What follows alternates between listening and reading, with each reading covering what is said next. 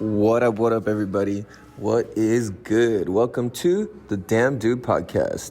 And this is your host, California Cal.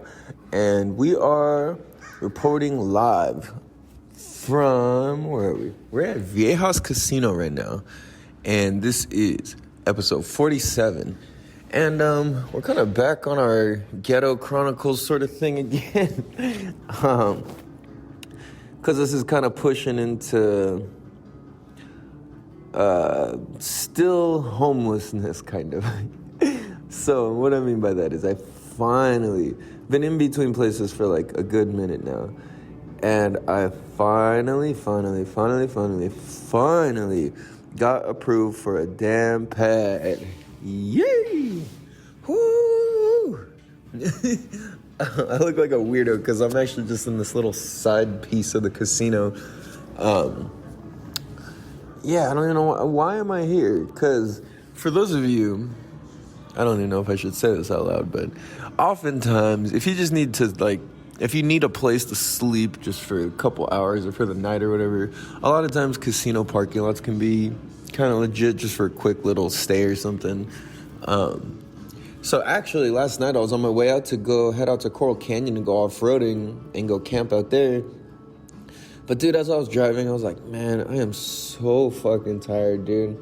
And then I hadn't gone to the casinos in like years and years, especially, I stopped by Sequan and then I stopped by Viejas here.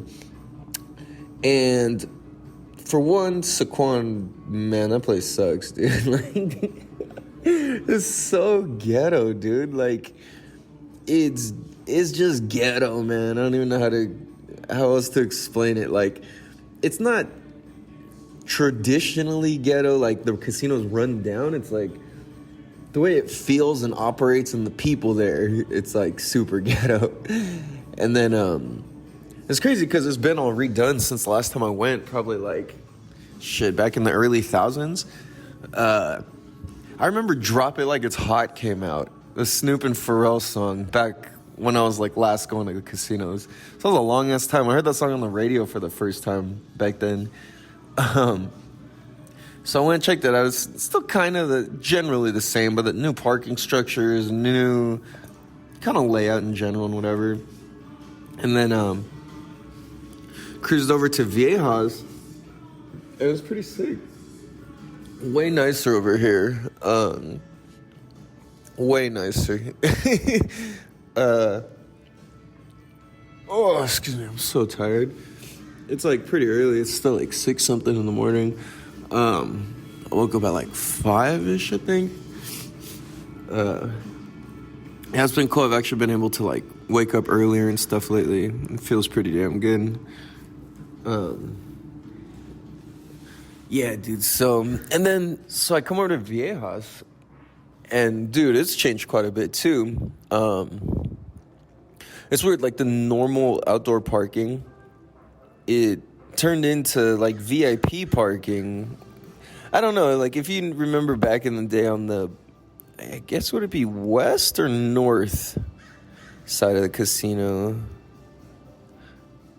I want to say, because of the way the road curves, I want to say it's kind of north, but more so like the west side, if you're kind of traditionally looking at it. There used to be like an outdoor parking lot on the left side. That it was like where all the, I don't know, kind of the more ghetto or, I don't know, not ghetto, but it was where like everybody parked. And then there was like another parking lot around the other side and just kind of wrapped around. But now they've resurrected like this, or they've constructed this resurrected big piece. I don't know if it's part of the hotel or what, or business rooms, or not quite sure. But I don't know, that kind of built into the parking lot, and then they kind of built more on top of the whole place, and built like a huge ass parking structure and stuff. So it was cool, man. I don't know if I've ever, like, I've been to the casino where I've had friends. Excuse me. Oh, I'm choking on my own saliva. I've had friends who were just like hella gambling addicts, and we'd be here from like the night before, from like 9, 10 at night, whatever. all the way to like 6, 7, 8 in the morning, and you just come crawling out like how the hell is it daytime? Because like when you're in the casino, you don't really see outdoors, you know.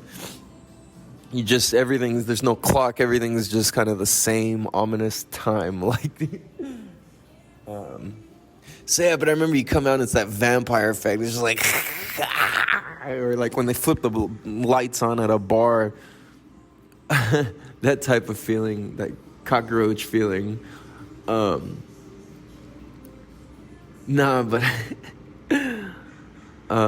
yeah, I remember shit. I've had friends gambling for hours and hours and hours and hours and hours, and it's like a whole work shift.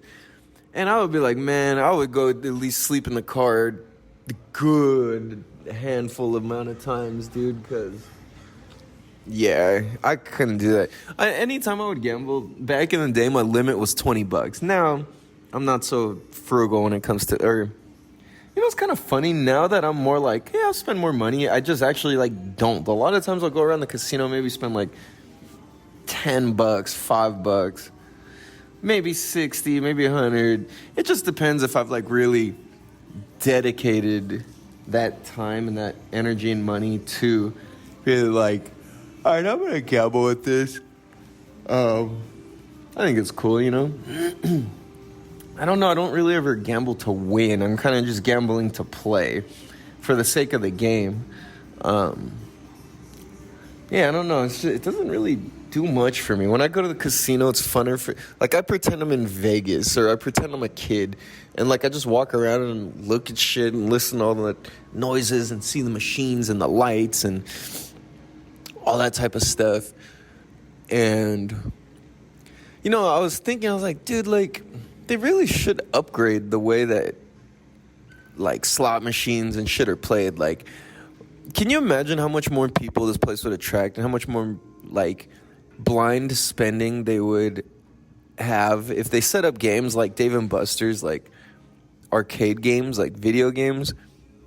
Or it's like, imagine if you can put, like, Mario Kart Racing or one of those Cruising USA type of shit, and, like, you can race and shoot and whatever and compete against the next set of people. So it's kind of like maybe they can have, like, a house star, you know, like some dude from the reservation who's, like, the best on the land or something, and you come and you play against him or her, or, you know, you make, like, tournaments out of it, and you have people compete for money. You could do different wagers. You could have, like, penny slot machine versions, you know, penny machine versions where you're betting a couple cents, dollars, whatever at a time. You could have ones where it's, like, higher stakes. You could have ones where it's racing, shooting, you know, different games like that. So I don't know why they stick with the traditional, like, gaming casino game machines. I guess because it's tried and true, but, like, I feel like I don't know, I should at least add some new shit. Especially because it's like now that all the restrictions are lessened, like, you can go and I don't know, I think it'd just be cool to be able to, like, play different kinds of games, you know? Yeah, dude. So anyway, it's a trip, man. It's just kind of what I was thinking about the casinos and this little experience. So back to what I was saying, I finally got a motherfucking house, dude. Apartment, I should say. And holy fuck, dude. I'm trying to think if I should say where I'm staying at.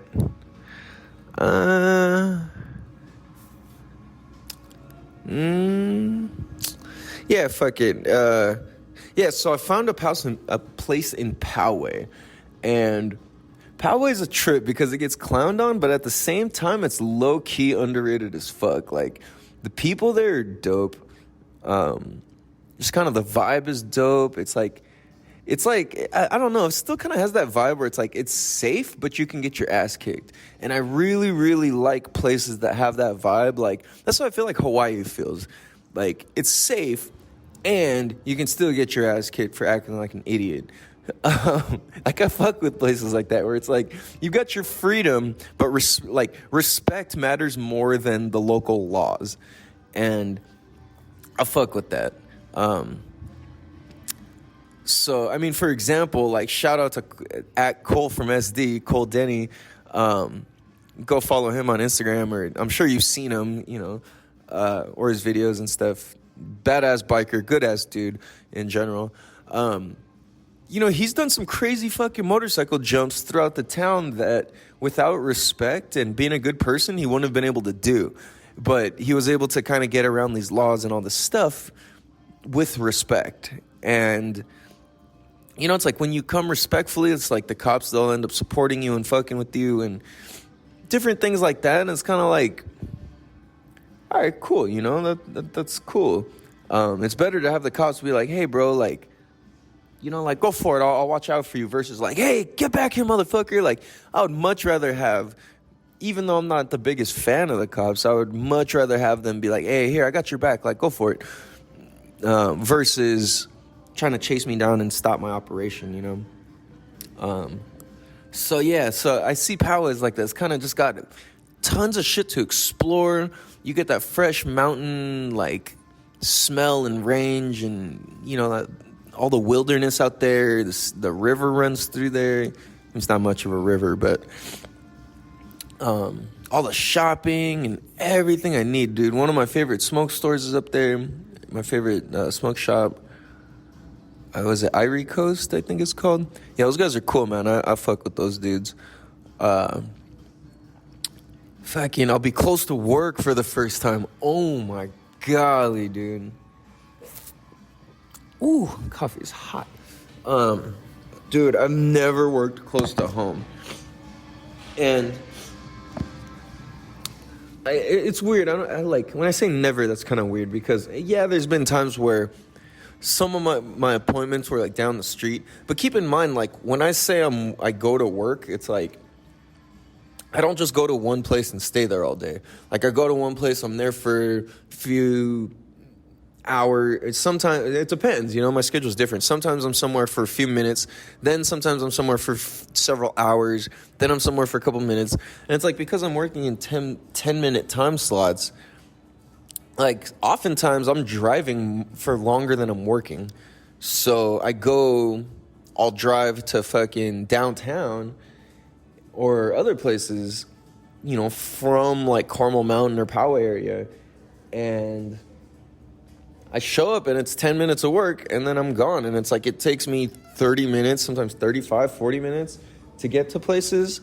I've had clients in like Del Cerro where, I fucking drove down through traffic and handled that, and then just to come back up again, like, so for me to start putting this all into play where it's like, all right, I'm living technically close to work. Yeah, I still got to go travel kind of far here and there a couple times out of the week, and that's fine because I love the people.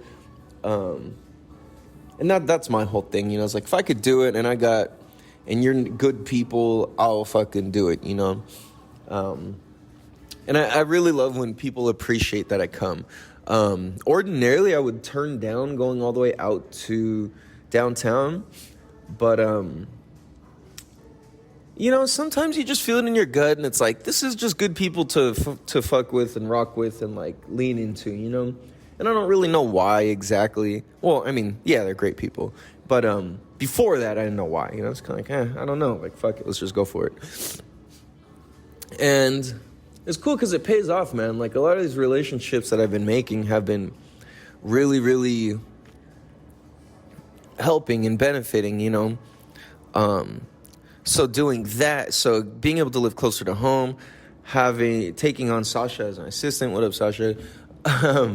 I appreciate it. It's like, it's so cool because it's kind of helping me streamline things into how I actually want it, to where I can actually like free myself from my everyday grind. It's like I'm lessening the grips of myself on my everyday grind. Phone calls, emails, the stuff that really like drains me and burns me out. Like, I'm like, okay, I got good people helping me out, handling things. Yeah, so it's pretty cool, man. What else? Yeah, dude. So getting a place, oh my God, it's such a big relief. So today's Thursday as I'm recording this, and the episode will drop today, a little bit later. Well, that's irrelevant because you're going to be hearing this by the time I said that, so never mind. Being able to kind of like remove myself from the picture is what I want to do so I can do more of what I want to do. It would be cool, next step, be able to train up an instructor to teach for me and for me to be able to get out of the everyday teaching and change that to go travel around to go train other instructors these methods and techniques and how we do it, Because straight up, the technique and the methods that we have, they just work. And we're not out to scam people. We're not milking you for your money. We're not dragging things out. We're not throttling your kid's skills. None of that. If anything, we're hyper advancing and warp speeding it as fast as it can go. And that's why I believe in this so much, and that's why I fuck with this. And it's like on a low key level, not even low key. Like I only say low key because I'm not blasting it out there yet. I will at some point when the time's right. But just between us for now, at some point I'm gonna call out the whole swim industry, and I'm gonna call all these fools out. And kind of like roll with a like, yo, you're either like on the wave or you're not. And if you're not, then you're going to be a known scammer. And it'll just be exposed because people will now know what's capable and possible with kids. That's the thing is when I start talking about my job and stuff and what I do for work and my methods and stuff, people don't really understand the depth of it. Because of how watered down the whole industry is and has been. Like, these are not normal swim lessons. Normal swim lessons, you don't learn to swim. Like, I'm not even kidding. I'm not even exaggerating. Normal lessons, you don't learn. Like, you'll learn some things when you're older, and you'll kind of eventually get there if you're older. But being that you can learn from since being a baby, like, I think we're kind of tripping if we think that we got to wait till kids are like 4, 5, 6. They're already past the danger, the initial danger zone. Because kids drowning 5 and under is the leading as accidental cause of death in the world. So if kids 5 and under drowning is a leading cause of accidental death in the world, you really got blessed and lucky if your kid made it past 5, 6 years old without swim lessons. You know what I mean? Like, really, like, consider that. Like, that is a blessing. It's like, it's almost like being the same thing as like, damn, like, we grew up in the 70s or 80s and like, there wasn't car seats and seat belts and shit like that. And we got lucky we survived, Like, we got in crashes and whatever, it was dangerous, but ultimately we got lucky. You're blessed to have kept going, and it's kind of the same thing with the kids, I think, and learning to swim.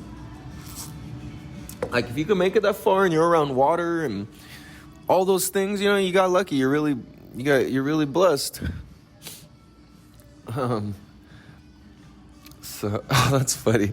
I just peeped into I'm in this weird, like I said, I'm in this little, like, indoor-outdoor patio thing on the side of the casino. And I just seen, kind of like outside this coffee shop thing. I just saw the phone ring and one employee try and hand it to another, and the lady literally starts running in circles around around the spot. But yeah, that shows a trip. Yeah, dude, that's fucking crazy. Oh shit. Yeah, dude. So I think I'm gonna take a break, and we'll be right back. All right, so welcome back to the Damn Dude podcast. Had to take a little break there. Had somebody came over and was on their phone and was talking and stuff, so didn't want to be like all these people talking at one time and trying to record and all that. So oh my gosh, I feel like it's weird. The smell of casinos remind me of the smell of cruise ships. I don't know, just the way I feel, the music, like the vibe, the air, the light, especially being outside, like, it's cool. Feels like that for sure. Yeah, man. So again, this is we're gonna call this the Ghetto Chronicles Part 4, because this is our 4th ghetto episode. I'm thinking by Monday I should have a lot of my equipment set up, and I'll be able to get my equipment back and get it all set up, and hopefully either the next episode or the one after that, excuse me, will be good audio recording again. We'll actually have video. We'll be in the studio. We're actually going to be setting up the new studio. So, haven't decided what that's going to look like, feel like, anything yet. Shit, I didn't even think about that yet, actually. But I'm going to go for a new theme. For those of you who really have been following the whole thing, especially like because documenting from my personal page, that whole series, and then into my actual show, the Damn Dude Podcast, we've just been going, man. We're going and going and going and going. So if you notice, what I was gonna say was, if you notice, we've had several different backgrounds now throughout the course of time. So you've seen us in Arizona, I want to say Vegas, maybe even, did we record in Mexico? No, we didn't record in Mexico. What else? I don't know, all over California, different lakes, different whatevers, right? Then you've seen my studio before, which was my garage studio before, where I had the interviews with people. So if you've seen any of maybe the clips, I gotta get the videos up. But if you've seen any of the videos or any of the video clips from before, you've seen we were in that studio, in the Damn Dude studio, had that set up. We also filmed that Howie Hustle's spot. Make sure you go check him out and check his episode out. I want to say it's like episode 15, 17, something like that. I don't know. It was a good episode. But we were at his pad right after he bought his new house, which was really freaking cool. And then what else? And then you've seen us recording. Then you've seen me recording at my dad's house in the room there, the kind of like yellow Asian-y looking one. And then next, we'll see, man. I want to kind of decorate my house like beachy, like Asian meditation / beachy type of vibe. So I'm thinking like wooden type of furnitures and like whites, greens, browns, and like turquoise type colors maybe. I don't know. But the one thing I do know for sure is the first thing I'm going to buy for my house, aside from like standard cleaning supplies and, basic shit like that, is I'm going to buy some fucking plants, dude. Plants. My house is going to have so many plants.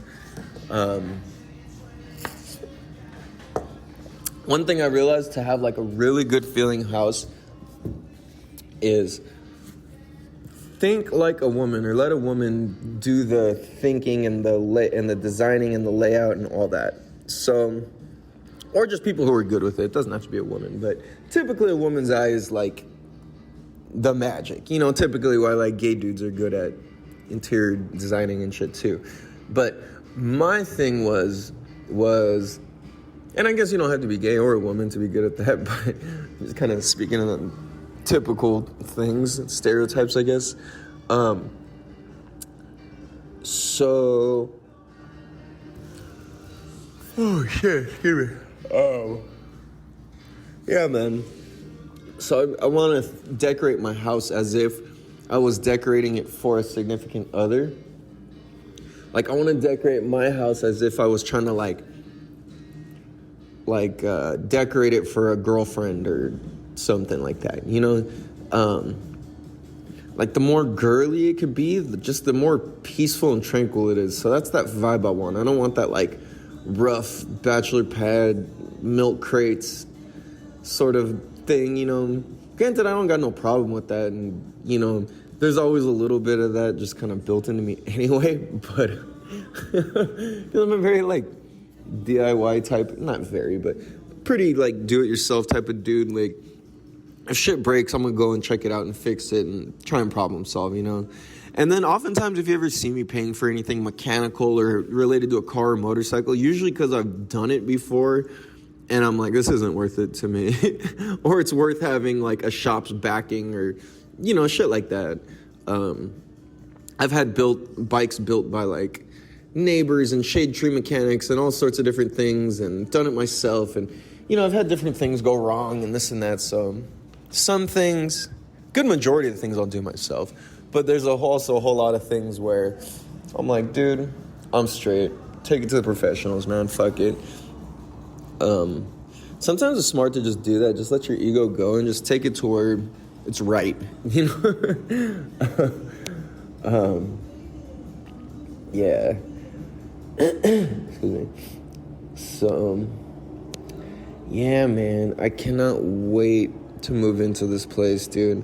Like, the feeling of not having a place, it wears on you, dude. Like, you get a certain type of, like, I see why and how homeless people fall into, like, being homeless and, like, staying homeless, you know? Like, I can see how if I didn't have kind of what I know or different resources or whatever, just, like, likely, like, it wouldn't work out, you know? It's like, I don't know, man. It's just so easy to go deeper and deeper down that hole. And anybody who's experienced, see, I hate even saying, my position is not homelessness. It's like camping / in between spots, and it's by choice. Like, I straight up have friends or family.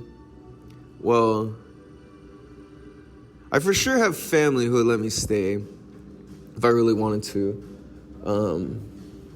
Friends, I don't know if I have friends who would let me stay at the spot at the moment.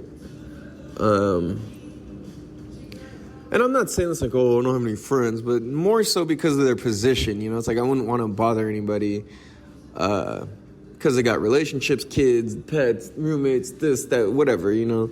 I'm not even tripping. Like, I don't feel like I need help. Like, I feel like I'm just in the middle of, I don't know, getting something new, you know, accomplishing some new shit. So that's why I'm not really tripping like that. And this is kind of forcing me to, like, get my ass into action and really do shit, you know? So, excuse me. Yeah, it's been crazy, dude. I took this week off work to freaking help take care of the kids, help just, you know, like I said, the kid's mom had some medical stuff going on, and it was really scary. So, you know, I called off work. That's kind of the beauty of working for yourself, is like, shit, you need to cancel off however much time. You can do that because you have that luxury, you know? I mean, I don't know if it's a luxury, but I guess it is. So being able to, you know, cancel classes if I have to is really cool. Not having a boss be like, oh, you're going to get fired, this, that, you know, like, it's pretty cool. Before, I would just go to work and suffer and find every way to leave early, or, you know, if I asked to leave early because of something, the boss will be like, oh, no, we need to get load done, or we need to do this, or whatever, like, something stupid. And I'm like, man, like, this is somebody's life out here, man. Like, fuck, dude, fuck this. And once you feel like that, it sucks, dude. Like, that's how you start hating your job and your time and your manager and your boss and your coworkers, and you see somebody else get granted time off, and it just so happens that they got the time off over something less serious, and it happened to all be because of like timing. And you're like, what the fuck? Like, my thing was a way bigger deal, and just because now there's customers, I can't fucking go anywhere. Like, while that person was gone, there could have been customers showed up. Like, this is unfair, And it's like, I know how that goes. That shit sucks. So, I don't know, man. I think whatever we can do to kind of like work for ourselves, the better. Like, the more you can have your own thing, the better. And it's interesting because I'm looking at this and I'm like, all right, I'm very grateful that I can take time off just, because I said so. And then at the same time, like, I'm stoked that I don't really have to answer to anybody other than my clients, and I love all my clients. So, you know what I'm saying? It's really trippy that that it's like this. At the same time, it gets hard because like there's times where I don't have anybody to tell me what to do, and I wish somebody would just tell me what to do next, because I'm just like, fuck, like I don't even know what do I do? Like, okay, I've got time, I got business, I got this, that, like, but what do I do now? Like, what do I do today? What do I physically go do? Where do I go? So I don't know, man. It's a weird thing, but the benefit outweighs the not benefits, I guess. But I think whatever you can do to kind of like have your own thing, something that gives you a sense of pride, something that gives you a sense of fulfillment and purpose. I think when you're doing something that's like that and people recognize that that's what's going on, if you need time off, then it doesn't matter. Like, it's always okay if you need time off, because it's like, yo, I know you love to do this and I know you're passionate about this. So you're not taking time off because you want to take time off. You're taking time off because you need it or because you want it. And if taking time off is going to help your passion and help your purpose, take all the time off.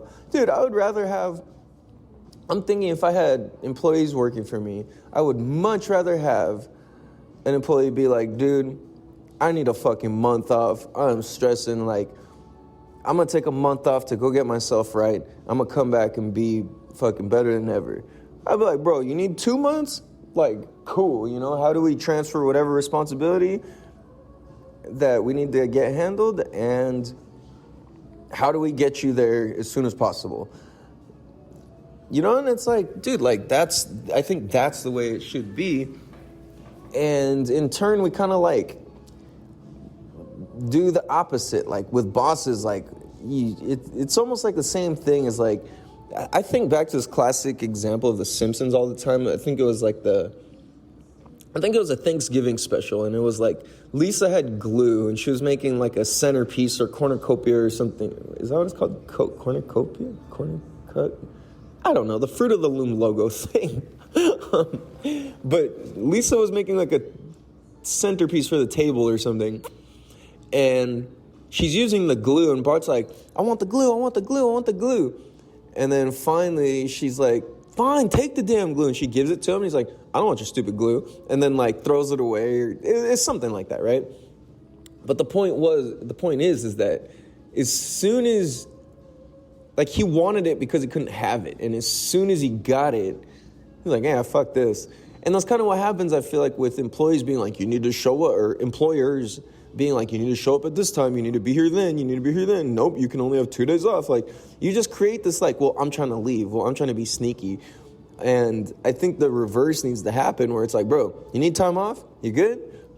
It's like, rather than being like, you're going to be here next week, right? It's like, hey, bro, you need some time off? You good?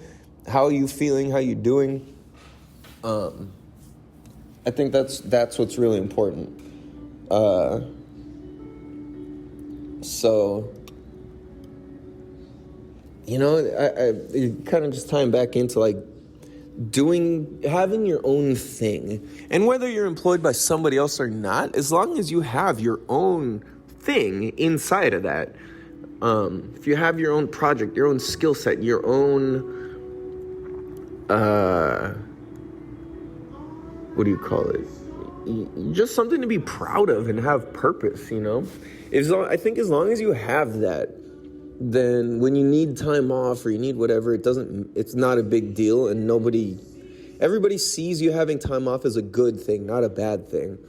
And I think the culture inside of workplaces are wrong when they see having days off as a bad thing. Now, granted, yes, obviously, like, if you got a business, you need people to show up, you need people to be there. And I'm not talking about just general showing up. I'm talking about, like, your real mental health, like, your actual, like, how are you doing? How are you feeling today? Like, that part. That's the part that is really the magic and where people need time off. I remember one time I got jumped at the park. Well, I didn't really get jumped. This guy sucker punched me. We got in a fight, blah, blah, blah. And I actually ended up kicking dude's ass. But my point is that the next day, this dude was big. This is big ass essay dude, and he punched me in the head 3 times as hard as he could. Once in the center of the forehead, and then one time on each side of my head. So I got punched in each temple. And like I said, he sucker punched me with the straight shot. And then as I was getting up and kind of like, I was dazed. And as I was getting up, like trying to like stand up and like get my vision back, he cracked me 2 times in each side of the head. And I don't know, it kind of like knocked sense back into me. And I kind of got mad and I shook it off and fucking just bombed on this fool. But my point is that the next day at work, my boss, she was pretty gangster, like she was with the shits. And she was like, she saw me, she was like, Calvin, what's up with you, bro? I was like, man, I got fucking jumped at the park. Or like, not really, I explained the story. I was like, I didn't really get jumped, but like some fool tried to beat me up, blah, blah, blah.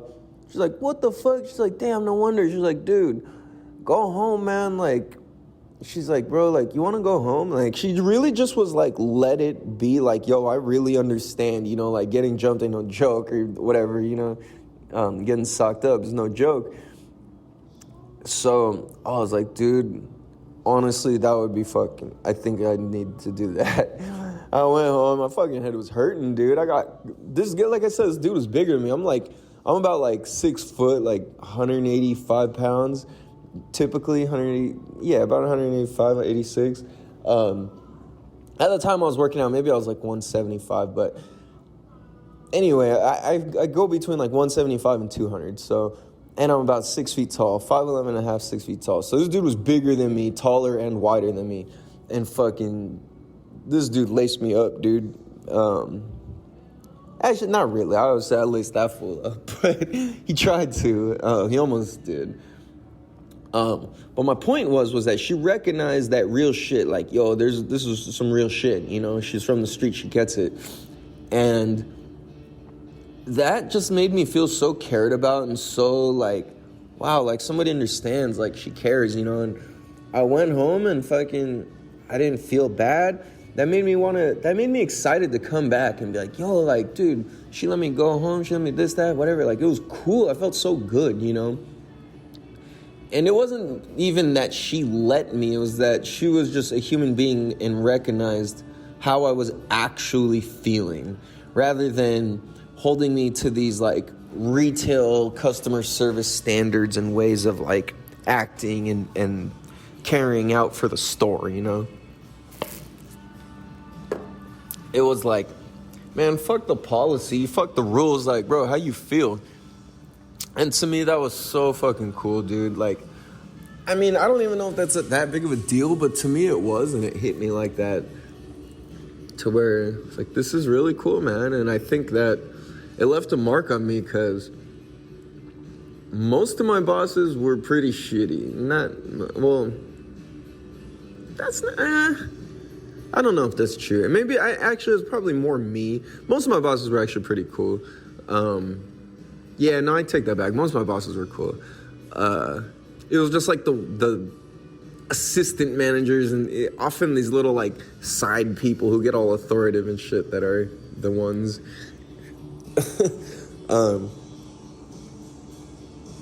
Yeah, so it's trippy. Oh, so I gotta figure out what to do today, man. It's killing me, dude. Like, I get to move in. I get to go get my keys and sign the papers and make everything official tomorrow at 9:45 a.m. So, like, what the fuck am I supposed to do from now till then? I did get paid a little, so I think I might actually just go get a hotel room tonight. Because I'm so over sleeping in the car, dude. I'm so fucking over it. It's not even funny. So, granted, you know what? It's not even sleeping in the car that's bad. It's the fact that you have to worry about people caring that you're sleeping in the car. That it's so fucking stupid that you can't just freely sleep in your car wherever. Like, with how much of homeless problems there is and all of this shit, like, for them to not even... It's like they would rather have Skid Row exist than have people sleep in their cars in designated spots or dispersed spots or something, you know? Like, fuck, like, it's crazy, dude. And maybe that's something that'll give me a reason to be, like, mayor, governor or something in the future that's something to care about, you know? Or to pass swim laws or put swimming into schools at young age, something. Man, that's the only reason I could see me being a politician ever is because would be to push forwards really good things that I know for a fact help people. We would put, well, see, I don't know. This is just my idea. But I would definitely put meditation. Well, see, I don't even know if this is up to me, but I would put meditation, interpersonal classes, and swim classes and self-defense classes in school, and make it a mandatory thing that you do from at least 1st to 6th grade, or kindergarten to 6th grade. Some shit like that, dude. Because we're so out of touch now, and it's just pretty fucking phenomenal. Like, the people... I don't know, we're just in a crazy time, man. It's like all logic and shit just doesn't even make sense. Yeah, it's fucking trippy, dude. Yeah, I don't even know. But,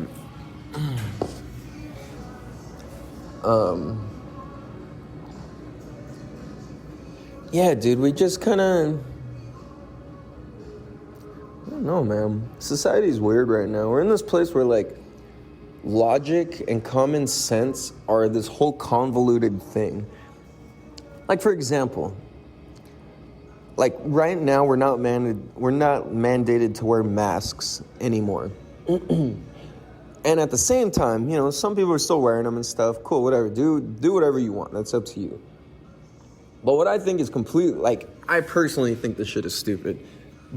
And at the same time, I get why it's not stupid. It's just my immediate opinion. I see both sides. I'm not hating. But what I do think is stupid is people who are still wearing their masks and pulling them down and just walking around casinos or grocery stores or fucking wherever with their mask halfway down. Like, why? And they're not even employees of a place. Like, why are you even fake wearing it? Like, what is the point of fake wearing your mask at this point? For one, it was already proven the mask doesn't work. It's like proven facts that you can look up, and you can even read the back of any mask sign or cardboard or container, and it's going to tell you, yeah, this actually doesn't protect you against any diseases or anything like that. And it's like, and really, it's like you should only be wearing one if you are the sick person. I think we kind of all forgot about that, because think about this. If you walked into a hospital or whatever back like before the whole Rona kicked off and you had a flu, they make you wear a mask. Whoever's sick is the ones who have to wear a mask. And so I think it's funny because that was kind of the whole point. But now we've kind of twisted it and we're looking at it like it makes sense in the other direction, which barely, but not really. But that's what I'm saying is like common sense and logic is this whole convoluted thing. Like logically, why are you still wearing the thing around and not actually wearing it? You know what I mean? Okay, that's one piece of logic. Second piece of logic. Read the package you took that mask or face covering out of. What does it say about protecting you? It literally tells you it doesn't. Okay, that's the next piece of logic. Where's the next one? All right, we look at the numbers and the severity in the sentence. Like, whatever. Logic is just all twisted and backwards and just out of whack now. It's literally backwards. And, you know, it's like at the same time, it doesn't surprise me. Like, it's the amount of it's not even that people don't know, it's that they don't want to know. You know, like people ignore the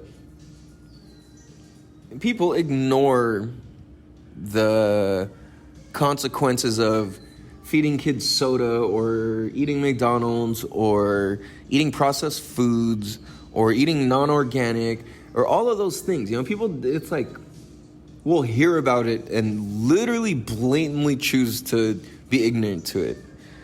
And it's like, wow, this is crazy. And it's funny, wow, dude, I'm glad I said that because I remember it. That made me remember this.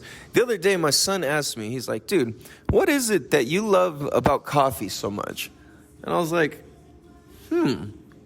that's a good question. I was like, I don't know, I like it in the morning. It's kind of like a warm hug. He's like, what do you mean? And then that just made it like, he just randomly asked me this question. It was so deep.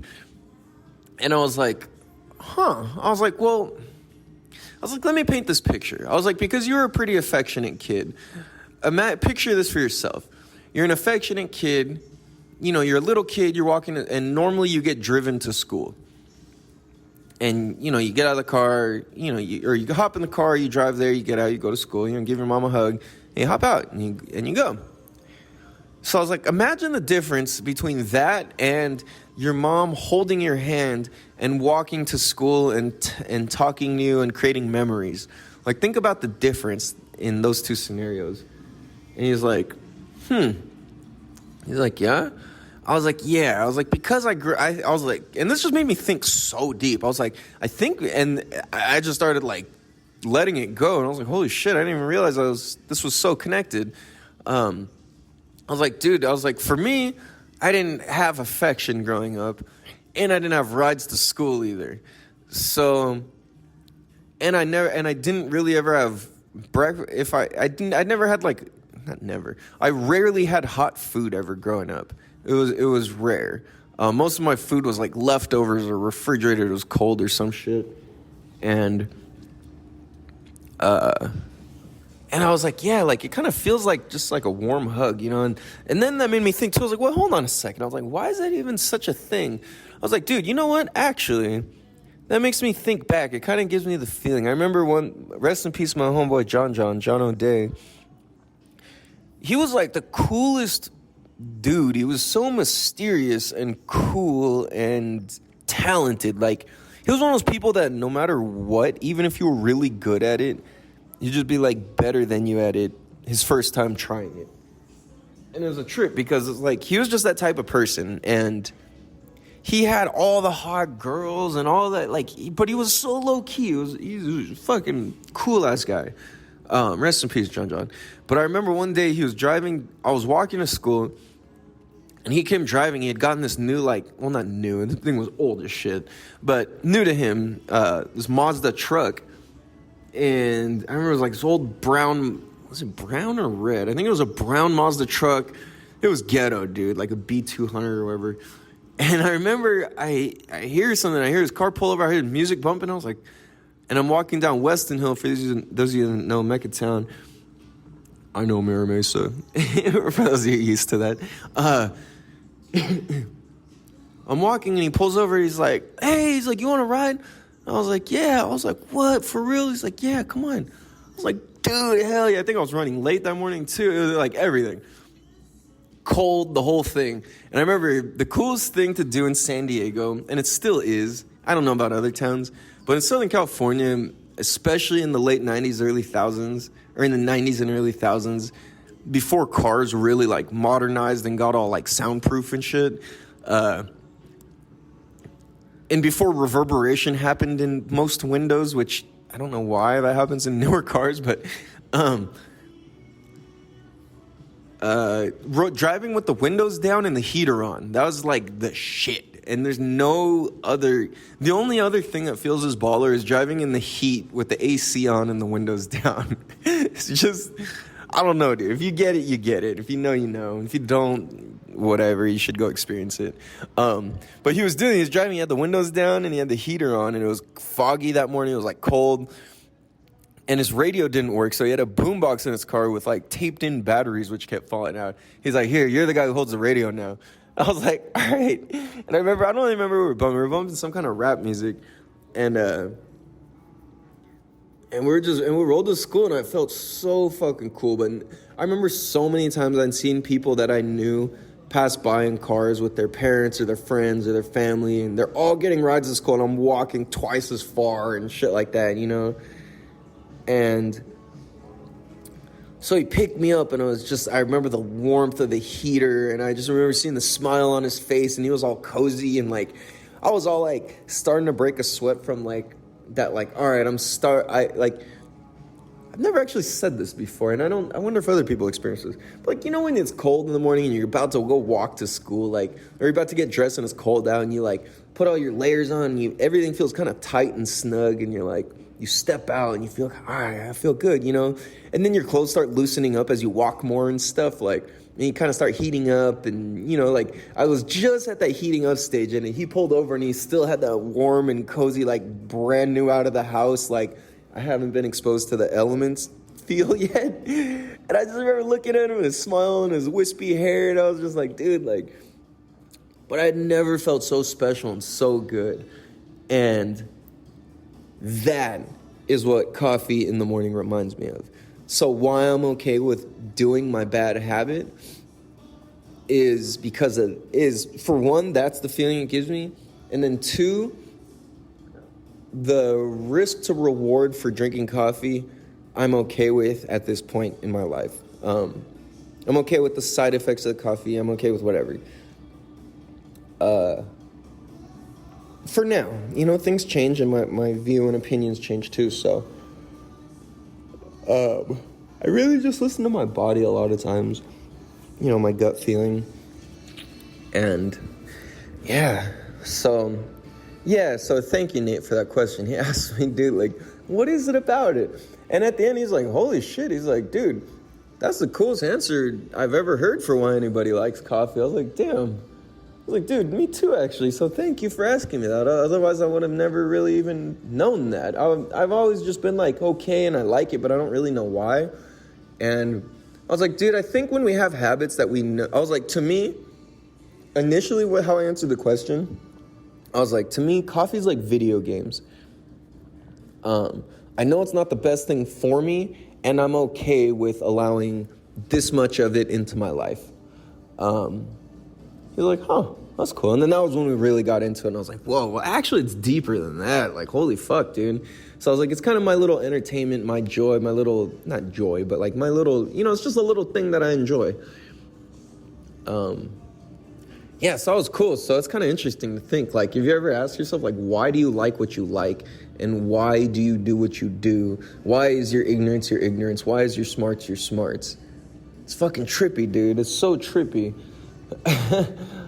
Yeah. And for me, like I said, I'm a man of simplification and reality. So, like, I like to boil everything down to the simplest reality and go from there. So, yeah, man. I think, man, this coffee's got me, gotta go pee. I think I'm gonna go pee, go to the bathroom, go And then probably head back into town. I was going to go off-roading and exploring, but I think I should head back into town. I need to go get a cashier's check, whatever the hell that is. And I need to maybe just buy some things for my house. Maybe go to the ex's or the kiddo's house, however you want to call it, kid's mama's house. Maybe pack some old stuff there. I don't know, man. I gotta figure it out. I got stuff between two different houses. It's a pain in the ass. So, yeah, I'm gonna do that. Maybe go look at house plants, price them out, see what I want. I don't know. And I'm gonna find a hotel, dude. I need some legitimate rest. So, on that note, hope you guys have a beautiful day, beautiful morning, beautiful evening, whatever time or place you're at. And just remember to say 3 things you're grateful for every morning, every night, and your life will change for the good. And I say that even in my position where I'm living in a fucking car, and I still stand by that. I'm not doing bad. I'm doing good. My brain is good. Everything's good. Mental health. I'm grateful and I'm appreciative that I have a car and I have a space and that I'm able to do this, man. And I got fucking approved for a house where I wanted to live, you know. It's a couple blocks away from the exact spot, but it's fucking where I want to live. So I'm grateful. So yeah, on that note, hope you guys have a beautiful day. Much love. Peace.